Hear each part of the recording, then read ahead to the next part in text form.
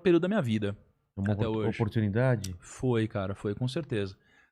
Eu acho que toda crise sempre tem uma oportunidade, né? Sempre tem uma oportunidade. Eu acho que a gente surfou bem essa oportunidade, né? Porque como que funciona? Quando tem uma crise dessa, as pessoas vendem mais as coisas a preço, um preço mais barato, é isso? Porque tá desesperado ou por outras Isso. coisas? Pensa assim, ó, as pessoas, elas acham que uma crise nunca vai acontecer, É. então elas não se preparam, né? Elas falam, não, mas putz, se acontecer alguma coisa, eu tenho uma pequena grana guardada, alguma coisa assim, mas quando vem uma crise, vem tudo ao mesmo tempo. Então, você perde o emprego, o dinheiro que você tem perde valor nas suas aplicações, alguém fica doente, cara, você fica com medo, então a sua imunidade baixa, você fica em depressão, você precisa se tratar, tudo acontece ao mesmo tempo. Isso daqui gera preços baixos nas coisas, né? Então tem pessoas que precisam de dinheiro, aí você vai vender o imóvel, vai vender o carro, vai vender qualquer coisa. Aí você é um comediante, tá num cenário difícil. Cara, você vai vender palestras futuras suas por um preço mais baixo. Então esse é o momento em que tem sempre alguém chorando e tem sempre alguém vendendo um lenço. O ponto é, como eu sou um cara de investimentos, eu já li trocentos livros, mas eu sou novo. Né? Eu tenho 30 anos. E eu espero há 10 anos uma crise em que eu tenha dinheiro. Uma crise em que eu tenha dinheiro e possa aproveitar esse momento. E essa foi a primeira? Essa foi a primeira crise. Porque Qual foi a última crise que a gente teve, assim, pesada? Grande foi 2008. 2008? Foi crise do subprime nos Estados Unidos. E lá foi uma crise bizarra, mas, cara, eu tava começando ainda, então eu não tinha dinheiro, né? Então, e já aconteceram outras crises menores, mas assim, fortes ainda, mas eu não tinha tanto dinheiro assim durante essas crises, né? Então essa foi a primeira vez. E o que aconteceu? A nossa bolsa de valores caiu 50%. E aqui, quando caiu 50%, por que a bolsa cai? Basicamente porque tem muito mais gente vendendo, né, com força, né? As pessoas elas querem se desfazer a qualquer preço, do que gente que quer comprar. Então os preços caíram. Só que eu sou um cara que estou olhando para o longo prazo. Então esse momento eu utilizei para comprar essas ações num preço muito atrativo. Eu fiz o maior investimento da minha vida. Mas meio sabendo o que iria subir de novo? Cara, ou na teoria tudo iria subir? Assim, eu não vou dizer que eu fiz sabendo, porque, assim, a crise, ela não é óbvia, né? Ela é uma crise porque realmente você fala, cara, será mesmo que vai voltar? Você não sabe. Mas em todas as literaturas do mundo, é sempre assim. Compre quando tem sangue nas ruas, né? Compre ao som dos trovões. Compre ao som dos canhões. Cara, foi o que eu fiz. Né? E eu invisto publicamente, né? Eu tenho um quadro que chama Rumo ao Bilhão. Eu invisto todo mês. A gente deve estar lá com uma grana hoje, deve ter uns 19 milhões públicos, assim. E, cara, foi a maior aposta da minha vida. Eu fiz publicamente, uma galera me criticando. Você falou então em que você investiu? Você já falou? Já. O que você investiu? Eu comprei uma série de ações.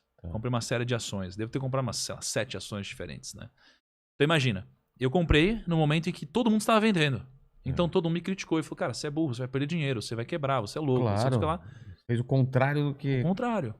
Mas, cara, se a maioria das pessoas tem um resultado medíocre, você não quer fazer o que a maioria das pessoas fazem. Você quer fazer algo diferente. Exatamente. Né? Foi o que eu fiz. E as ações subiram, talvez algo em torno de 130%. Já no período recuperaram? de um ano. Exatamente, né? Então, assim, esse tipo de coisa aparece pontualmente. É coisa que aparece de 5 em 5 anos ou de 10 em 10 anos. E quando aparece, você precisa estar preparado para aproveitar. E você tava percebendo já esse movimento das empresas digitais, de quem faz venda digital, que isso ia... Ou só depois que aconteceu a pandemia mesmo que deu pra sentir? Porque, Mercado Livre, tudo, cara, os caras ganharam muito, né? Ganharam muita grana. Eu fiquei viciado no Mercado Livre. Sabe, vício mesmo. Hoje... mesmo? Mas você negocia, compra e vende, assim? Não, só compro. Só compra? Pra não sair de casa, eu compro tudo. Tudo pelo Mercado Livre. Eu te entendo. Eu sou assim com iFood, Rappi. Exatamente, iFood e tal. Cara, eu fiquei viciado nessas compras. Porque antes a gente, vamos sair hoje e tal. E eu já gosto de ficar em casa, então assim, tudo. Moletom, tudo vem pra cá, tudo vem até minha casa. Perfeito. Então, você teve essa leitura já há um tempo? Cara, assim, contar uma historinha aqui rápida. Eu acho que quando você tá falando de sucesso... Meu acabou já, hein? Quando você tá falando de sucesso, de você acertar o timing das coisas, eu acho que tem algumas coisas que você precisa ter em mente. Assim, você tem um primeiro grau de pensamento. Né? O primeiro grau de pensamento é um pensamento medíocre. É o pensamento que a maioria das pessoas tem em relação às coisas. Tá? Quando a pessoa tem um primeiro grau de pensamento, elas nunca vão atingir qualquer tipo de sucesso financeiro. O que é a mediocridade? É assim, você olha para uma Ferrari e você fala, esse carro é incrível, esse carro é muito bonito, esse carro é bacana, ele faz de 0 a 100, sei lá quantos segundos. Legal, esse é o primeiro grau de pensamento. Ah, tá. É uma coisa óbvia. É o que todo mundo pensa quando vê uma Ferrari, né? O que é o segundo grau de pensamento? É quando você pensa assim, cara, legal esse carro, mas quem dirige essa Ferrari? Como que essa pessoa pensa? Onde ela trabalha? Como ela conseguiu ganhar dinheiro de fato para poder comprar esse carro? Esse é um segundo grau de pensamento, né? Isso daqui deve ser aplicado em tudo na vida, né? Então, você olha para o cenário de podcasts, o que está acontecendo hoje, e você fala, nossa, olha que legal aqui, esse podcast é legal, esse podcast é legal. Caralho, olha que podcast legal, tá bombando aqui, o Vila é top. Esse é o primeiro grau de pensamento. O segundo ele é top, mas como que ele conseguiu fazer isso? Será que eu posso fazer igual também? Por quê? Como que ele pensa e tal? E aí você consegue fazer também. Então isso daqui é o que eu sempre tento aplicar na minha vida. Uma engenharia reversa, talvez? Eu acho que seria uma evolução de um pensamento, né? Então é sempre você pensar num segundo nível de pensamento. Na Bolsa foi assim. Pô, tá tudo caindo. A Bolsa caiu 50%. A economia tá ruim. As pessoas acham que as empresas vão quebrar. As pessoas estão com medo. Mas se todo mundo acha isso... Esse é o primeiro pensamento. Será que já não tá no preço as coisas? Aí você vai pro segundo pensamento. Porra, então eu vou fazer o contrário, né? Então, se respondendo a sua pergunta sobre se eu achava ou sabia alguma coisa assim do marketing digital e tudo. Esse é o segundo grau de pensamento. O terceiro grau, para mim, é você pegar as tendências. As tendências do mercado, né? Então, por exemplo, eu comecei a surfar uma tendência que é a tendência do mercado financeiro, a tendência da educação financeira no Brasil. Sim. A gente tem hoje 3,6 milhões, mais ou menos, de investidores na Bolsa. Só que quando eu comecei, a gente tinha 300 mil pessoas investindo na Bolsa. E eu acredito que a gente vai ter 100 milhões de pessoas investindo na Bolsa em algum momento. É uma tendência que é difícil segurar.